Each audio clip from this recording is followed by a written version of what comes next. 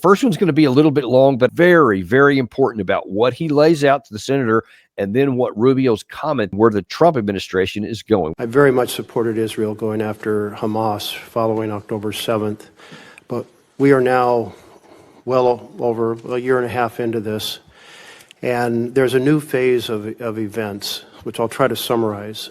6 months ago, Finance Minister Smotrich said Israel should thin the population through voluntary migration.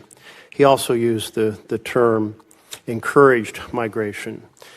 These terms are considered a euphemism for forced displacement. And the strategies of forced migration are food denial, the demolition of homes so that there's no place to return to, and driving people from one area in the Gaza Strip south to the southern side. Then there is a new plan called Operation Gideon's Chariot, mass call-up of troops in Israel. And Netanyahu said a few days ago, he said, we're going to take over all the areas of the Gaza Strip. By the way, on that forced displacement or the demolition of homes, I want to put up a chart to accentuate the point. This is satellite images done by the New York Times that show before the war, the detailed homes, mass damage before the ceasefire, and then since the ceasefire, absolutely the entire neighborhood turned to rubble. There's just basically nothing left that is habitable. So Olcha said 2,000 children, acute malnutrition. That's a nice way of saying we're starving. In March, there were 36 children admitted for acute malnutrition. The denial of food the blockade began March 2nd, so the numbers are undoubtedly up much higher in April and now into May. Does the U.S. consider this an acceptable strategy of encouraging migration? Well, I would say that we were pleased and to see that aid is starting to flow in again. I understand your point that it's not in sufficient amounts, but we were pleased to see that decision was made. I understand another 100 trucks are behind that and maybe more in the next few days. I'll also tell you that I met in Rome 3 days ago with the World Food Program to walk through some of the ideas and plans they had for distribution on the ground. And ultimately the answer here is for this to end, hopefully with the elimination of Hamas, because the people of Gaza deserve a more prosperous, peaceful future, which they'll never have as long as Hamas exists. How can someone look at all that stuff that's happened and say they are pleased with it because 5 trucks came in when, according to all the experts that I've been able to sign, they need about 500 trucks per day for the minimum nutritional values to survive and just to exist. And then it's been blocked off since March the 7th. It's only now a handful of trucks have gone in. And I just cannot understand how it's American policy and that you're defending it as being fine as long as some food trucks get in. Yeah, no, we're not going to do anything to disrupt Israel's genocide of the Palestinians. And by that, we are complicit. We are accomplices to murder. And, it's a stain that our country will never, I think, ever erase from its garments. The fact of the matter is, the United States has a very consistent pattern in warfare, unfortunately. That's quite different from that of the Soviets and the Russians.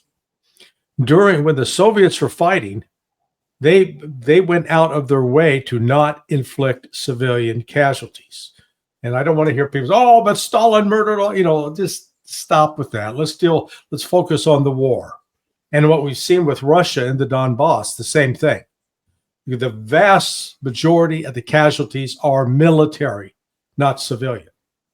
Whereas the United States consistently, whether we're talking World War II in Europe, or Vietnam, or Iraq, or Afghanistan. Korean War, add that to the list. Yeah. The Korean, we kill more civilians than we do military. In Germany, we killed 259,000 plus German soldiers in combat, and an estimated 600 to 900,000 civilians were killed in our bombing raids. So we don't have a good track record when it comes to preserving civilian life. And candidly, we don't even look upon the Palestinians as human beings, the reality in terms of our actions. So it's shameful. But, this isn't just Trump and Rubio. This is Biden and Blinken. This has been, one president after another, Obama and his crew. The Palestinians have never been accorded the respect as being human beings worthy of being treated as equals. The discussion continued on, and Senator Merkley wanted to press Rubio on, do you agree with this policy? The systematic destruction of remaining homes as a way to make it impossible for people to stay in Gaza. Does the U.S. discourage that? Is it discouraging the Netanyahu government from continuing that strategy? Well, we don't view that that's their strategy. We understand that they are targeting elements of Hamas, is what they have claimed and said to us and to the world, that they believe that they need to root out the remaining elements of Hamas, who, by the way, have been an impediment to multiple ceasefires that I know have been negotiated and even agreed upon by Hamas external and then vetoed by Hamas internal. So, no, that's not what Israel's doing, because they said it wasn't. So what your eyes see, what those graphic images right behind him show unequivocally, Rubio just says, yeah, no, that's not happening. So, of course, we're not going to dispute something that doesn't happen. In fact, it's Hamas. Hamas has been the ones. They have been the reason why the people, I mean, that is so far detached from reality. It's like, how can you even have a conversation, Larry, when you have this kind of comment at the very top? Yeah, well, the lies, the dishonesty, and disingenuousness. Look, Hamas, when it came into existence, the Israeli intelligence service immediately saw it as a device to be used to prevent a two-state solution. And how were they going to prevent it? They provided funding to keep Hamas alive, that helped Hamas operate, in order so that they could oppose the Palestinian Liberation Authority. Yasser Arafat and his crowd. So that's why, Rubio gets said, oh, yeah, Hamas always is opposed to the peace process. They were doing so really at the behest and funding of the Zionists, of the Israelis. So Israel has always made sure that they could sabotage any genuine effort towards peace.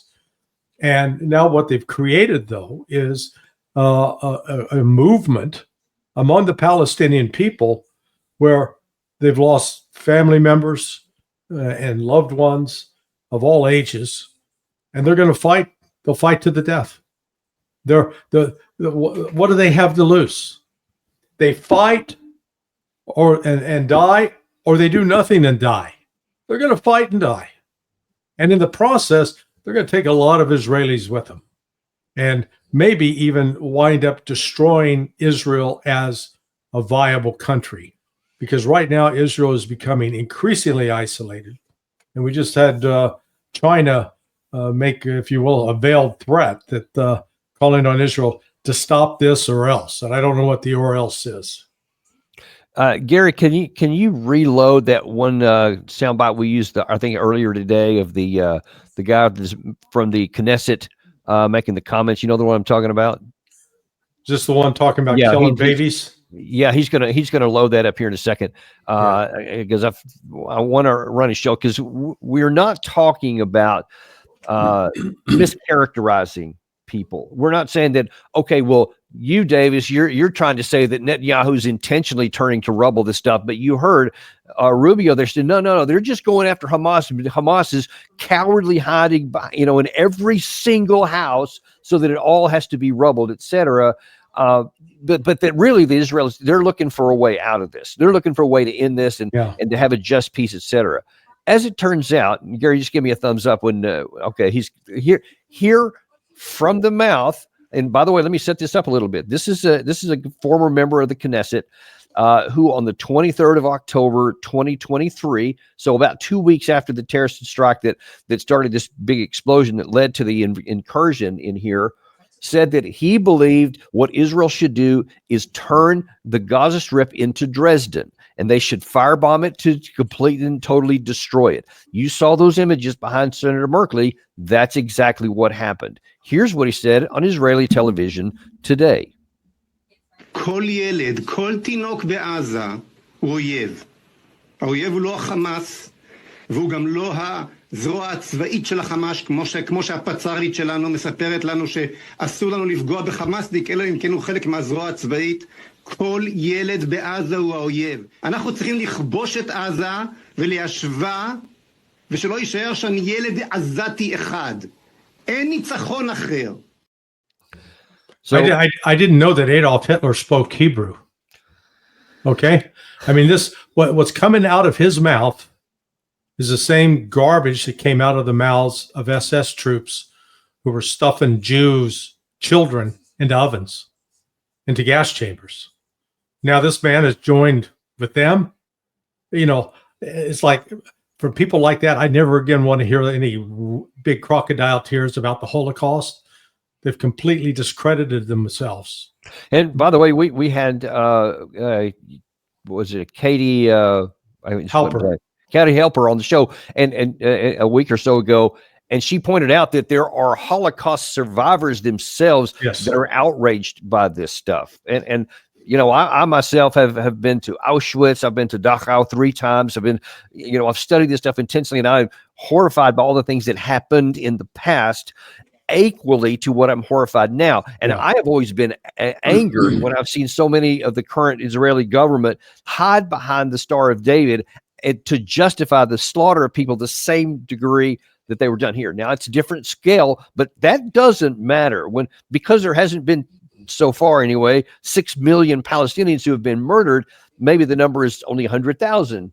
Like that makes any difference. The Right. population is smaller, but the level of barbarity and the turning of them into somebody that's not. And again, this is a guy who's been well known to say this stuff, and he's still put on Israeli television. And I checked this morning, and at least I couldn't find anything where he was censored by the government or anybody saying anything against it. Ergo, there's a lot of people who agree with this, and I think that it's abominable, and the U.S. should completely detach itself from this. If they wanted to conduct that stuff, I don't think they should, but they damn sure shouldn't do it with our facilitation.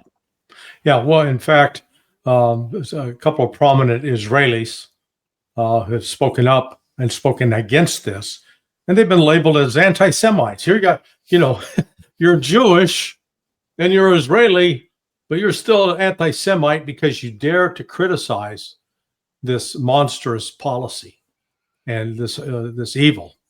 And frankly, that former member of the Knesset, and he was actually in a leadership position. He professes that this is what his God tells him to do. Then his God is a demon. His God is nothing holy; it's unholy. Well, I can assure you, it's not the actual God of the Jews. I've studied that. That's a perversion of what it is, and it's a using of the name of God to commit barbarity that is not condoned. There was another Jew that walked around that area that said something about those that harm children. It's better to have a millstone tied around their neck and tossed into the sea. I remember that comment by Jesus. Yeah. Yes, indeed. We've also had Omar Bartov, a former IDF soldier, come on and say that he's just beside himself with, I don't remember if his grief is the term he used, but he just cannot believe that someone, a Jew who has studied Holocaust studies and teaches it at Brown University, has to watch this stuff happen with his own people now doing the very thing that he's been condemning others for doing around the world. But again, that is a born and bred Jew, someone who is from Israel proper. And they're saying this. So it's not just people from the outside. There are some, unfortunately, their numbers are too small, and there are too many that agree with this stuff.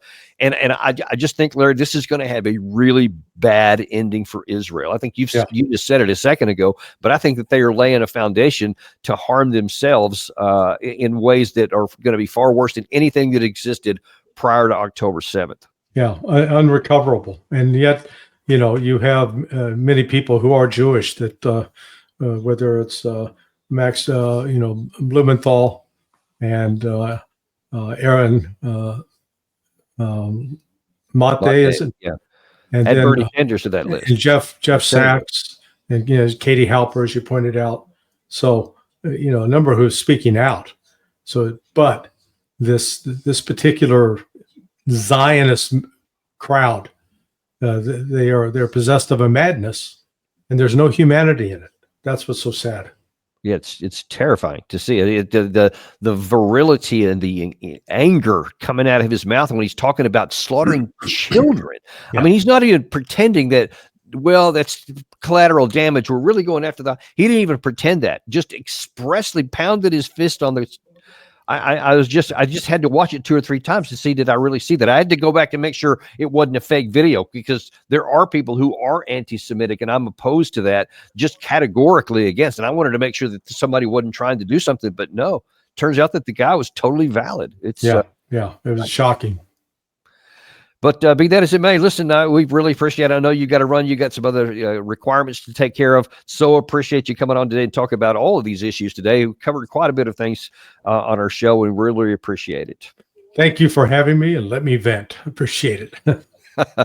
Always appreciate it. Thank you very much. And appreciate you guys too, especially staying with you so late on a Tuesday afternoon. We appreciate it. But we give you the breaking news when it happens. Be sure and join us. If you haven't done that already, become a member. It helps us continue to expand what we do here at Daniel Davis Deep Dive. Some things cost a little bit of funds. And if you're helping us out doing that, we really appreciate it. And likewise, also, we're on a podcast now, and anywhere that you get your podcast, Spotify, Apple Podcasts, etc. Just type in Daniel Davis Deep Dive and you'll find us there waiting for you. Thank you very much, and we'll see you tomorrow on Daniel Davis Deep Dive.